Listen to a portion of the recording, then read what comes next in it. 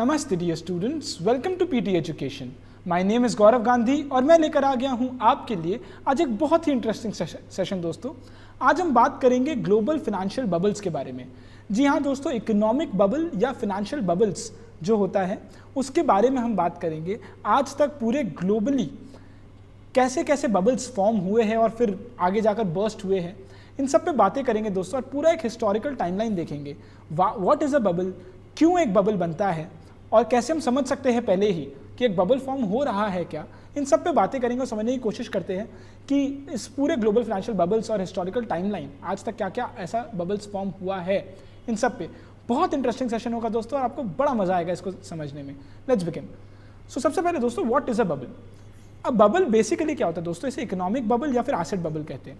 Basically इसमें क्या होता है कि एक एसेट है जिसका प्राइस स्ट्रांगली एक्सीड कर जाता है उसके इंट्रिंसिक वैल्यू से। मतलब क्या कि उसका जो एक्चुअल वैल्यू है उससे थोड़ा बढ़े समझ आता है, बट वो कुछ ज़्यादा ही बढ़ जाता है, मल्टीफोल्ड। तब कहते हैं कि वो एक बबल बन रहा है, आगे जाकर बर्स्ट होगा। जैसे कि एक बबल का एक बेसिक नेचर होता है। सो एक bubble is an economic cycle जिसमें सबसे पहले रैपिड एस्केलेशन होता है एसेट प्राइस का, जिसके बाद प्राइस ड्रॉप करता है। पहले बहुत ज़्यादा बढ़ता है उस एसेट का प्राइस और फिर वो एक बार में घटता है क्योंकि बर्स्ट हो जाता है bubble. Bubbles are often conclusively identified only in retrospect. आप आज फ्यूचर में देखकर बबल नहीं बताते हो, बट आप पास्ट में देखकर बबल के बारे में बता सकते हो कंक्लूसिवली कि हाँ ये बबल था। Once a sudden drop in prices has occurred, उसके बाद आप बता पाते हो। तो उसी के बारे में आज हम और बातें भी करेंगे। But what causes a bubble. ज़्यादातर थ्योरीज ये कहता है कि ये सोशियोलॉजिकल इवेंट्स ड्राइव करने के बाद ही ऐसा बबल्स बनता है।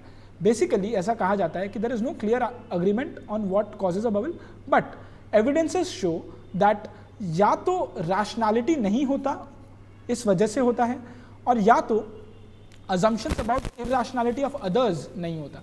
मतलब या तो आप खुद सिली बिहेव कर रहे हो और या तो आप मान ही नहीं रहे हो कि दूसरे जो लोग इन्वेस्ट कर रहे हैं उसमें वो सिली बिहेव कर रहे हैं, आप नहीं मान रहे हैं और आपको लगता है सब कुछ सही हो रहा, तब ये बबल बनता है। अगर आप ज़्यादातर फैक्टर्स देखोगे जो बबल्स के लिए है, what are the factors that drive bubbles, तो देयर आर 4 मेजरली। पहला लिक्विडिटी फैक्टर। मतलब क्या है कि अगर मार्केट में बहुत ज़्यादा लिक्विडिटी हो जाता है उस फाइनेंशियल सिस्टम में, तब वो एसेट बहुत वोलाटाइल हो जाता है।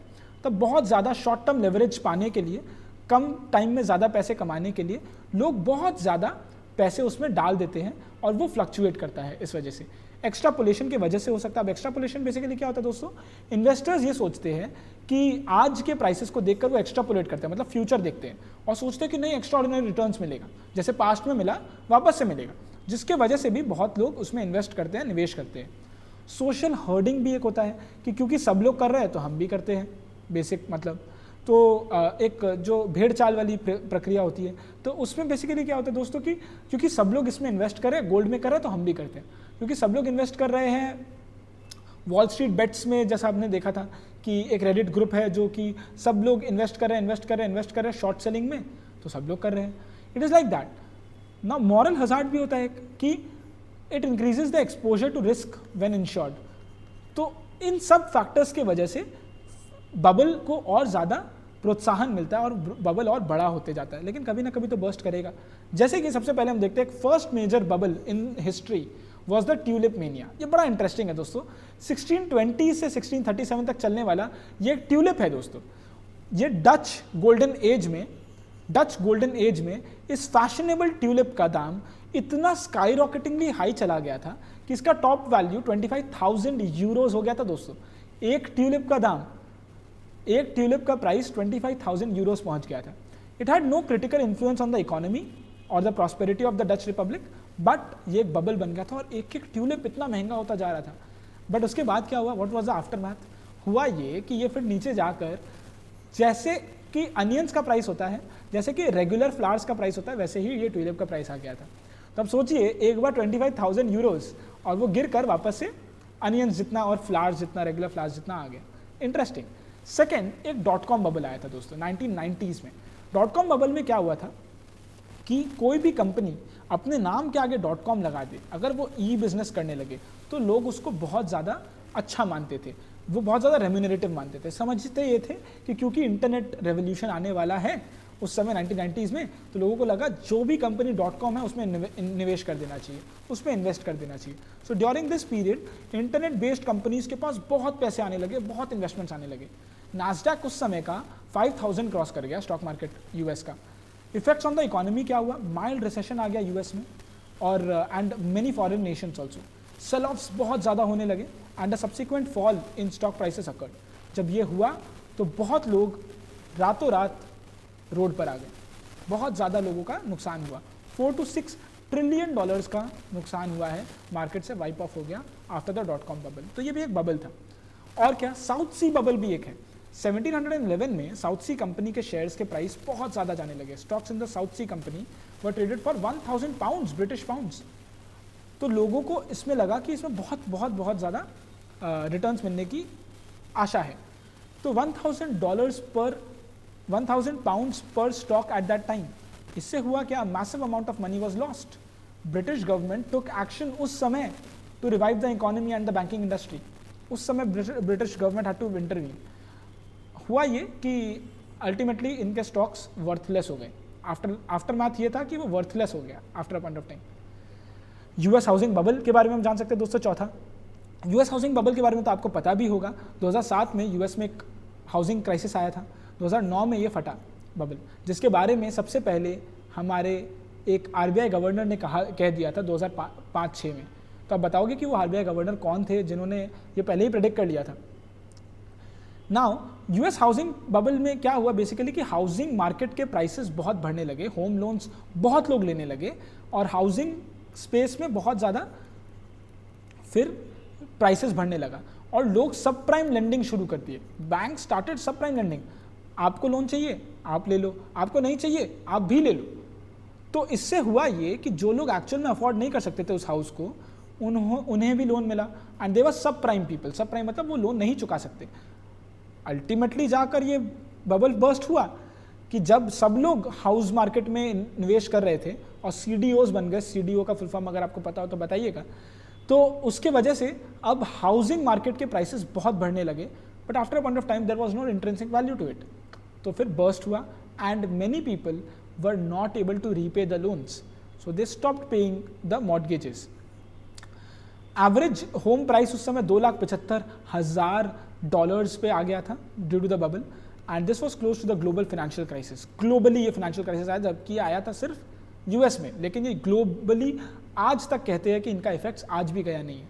Housing prices dropped to 25.9% after that and leaving 13% of the houses in the US empty. और ये था यूएस हाउसिंग बबल। अल्टीमेटली दोस्तों एक क्रिप्टो करेंसी बबल भी शायद बन रहा है, वी डोंट नो। 2010 से लेकर वो आज तक चल रहा है। Crypto currency basically bitcoin, Ethereum के बारे में हमने सुना ही है, डिजिटल एसेट है एंड फिएट मनी को रिप्लेस करने का इनका एम है शायद। तो लोग ऐसा सोचते हैं कि ये फिएट मनी को रिप्लेस कर देगा, हमारा जो पेपर करेंसी है उसे रिप्लेस कर देगा।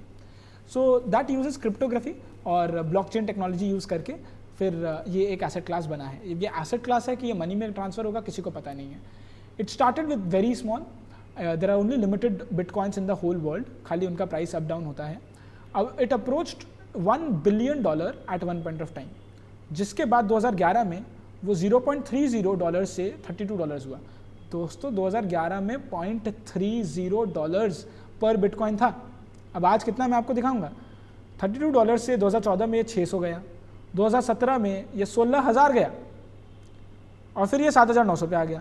तो आप देखिए ये बढ़ता बढ़ता घटता बढ़ता घटता बढ़ता ऐसे चल रहा है। लेकिन आज क्या है? आज के दिन बिटकॉइन का प्राइस ये है।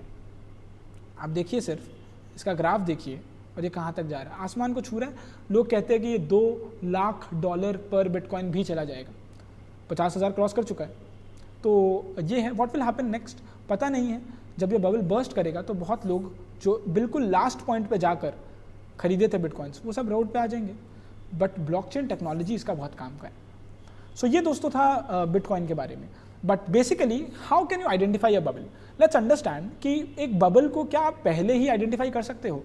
सो there are many pointers that we can see and understand कि एक बबल को कैसे आइडेंटिफाई करते हैं, जिसके बाद हम बात करेंगे बूम एंड बस्ट बुक से कि उनके हिसाब से क्या है। लेकिन पहले एक बार यहाँ देख लेते हैं।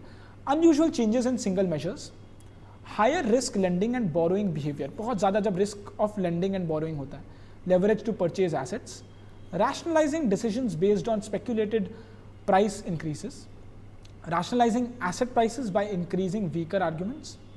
A high presence of marketing and media coverage जब होता है. Trade imbalances होता है. Incentives for behaving irrationally by economic factors and a lower interest rate environment. मैं आपको सरल भाषा में समझाता हूँ. दोस्तों, William Quinn and John D Turner का एक बुक है boom and bust. Boom and bust a global history of financial bubbles में उन्होंने एक बताया है कि एक्सक्यूज मी, उन्होंने बताया है कि कैसे आप आइडेंटिफाई कर सकते हो एक बबल को. उन्होंने बहुत अच्छा एग्जांपल दिया एक फायर का. जिस तरह फायर को चाहिए होता है 3 चीज़, ऑक्सीजन, फ्यूल और हीट. ये 3 चीज़ से फायर बनता है. बिल्कुल उसी तरह एक बबल, फाइनेंशियल बबल बनने के लिए 3 चीज़ की ज़रूरत है, मार्केटेबिलिटी, मनी एंड क्रेडिट और इंक्रीज स्पेक्यूलेशन. अब आप समझिए मार्केटेबिलिटी क्या होता है. सभी लोग कह रहे हैं म्यूचुअल फंड सही है, सभी लोग कह रहे हैं स्टॉक मार्केट में इन्वेस्ट करो, तो मार्केटेबिलिटी बहुत स्ट्रांग है. दूसरा, मनी एंड क्रेडिट. तो मनी एंड क्रेडिट का क्या मतलब हुआ कि बहुत इजी लोन्स मिलना हो गया है, रेट ऑफ इंटरेस्ट बहुत कम है, क्रेडिट बहुत इजी हो गया है, मार्केट में लिक्विडिटी इन्फ्यूज़ किया हुआ है, लोगों के पास मार्केट्स में पैसे बहुत है. Excuse me. And increase speculation. Increase speculation का मतलब क्या है कि लोग ज़्यादा से ज़्यादा अब निवेश कर रहे हैं. आप देखिए 2 करोड़ डीमैट अकाउंट्स थे इंडिया में प्री पैंडेमिक के पहले. आज it has been close to 3 crore demat accounts just in a year.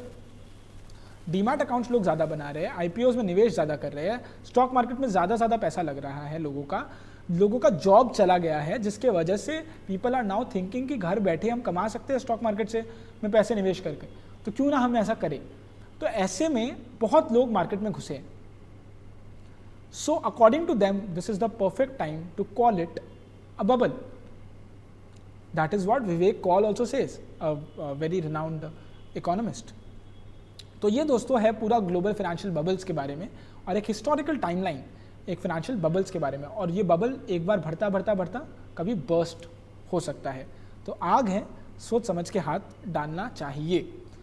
Obviously नहीं तो आपका इंडिविजुअल चॉइस है, और आपको अगर इस गेम में प्ले करना आता है तो आप बहुत कुछ कर भी सकते हो. जैसे यूएस हाउसिंग क्राइसिस के बाद भी कौन ऐसा था जिन्होंने बहुत ज़्यादा वो कमा कर निकले, और उनके ऊपर एक मूवी भी है. तो आप बताओगे दोस्तों कमेंट सेक्शन में कि यूएस हाउसिंग क्राइसिस से बचकर निकलने वाले और शॉर्ट सेलिंग करके कमाने वाले कौन थे. यूएस हाउसिंग क्राइसिस के बाद उनका बहुत फ़ायदा हुआ शॉर्ट सेलिंग करके, क्योंकि उन्हें पता था कि एक बबल बना हुआ है. तो वो कौन थे और उनका मूवी का नाम भी क्या है बताइएगा कमेंट सेक्शन में. ये था दोस्तों ग्लोबल फाइनेंशियल बबल्स के बारे में एक हिस्टोरिकल टाइमलाइन. आई होप आपको समझ आया है. अगर अच्छा लगा वीडियो तो please like the video, please share the video, और लोगों तक भी शेयर करिए, उन्हें भी पता चले कि ग्लोबल फाइनेंशियल बबल्स क्या है एग्जैक्टली.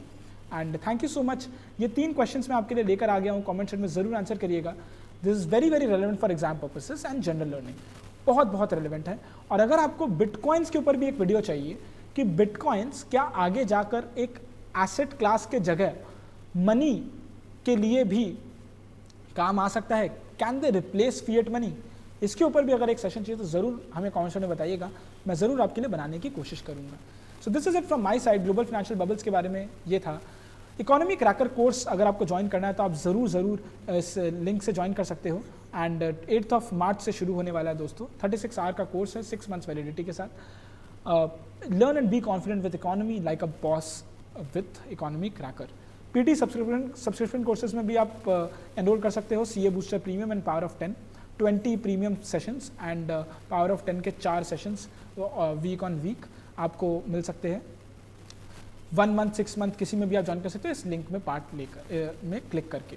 एंड जीके कंपाइलेशन 2020 का एक अद्भुत ये बुक है दोस्तों जो आप इस लिंक से परचेज कर सकते हो. बहुत हेल्पफुल है ये और आपको बहुत मददगार सिद्ध होगा in any exam. These are some useful PT resources from the PT family. Make full use of them. Thank you so much. Namaste. Jai Hind.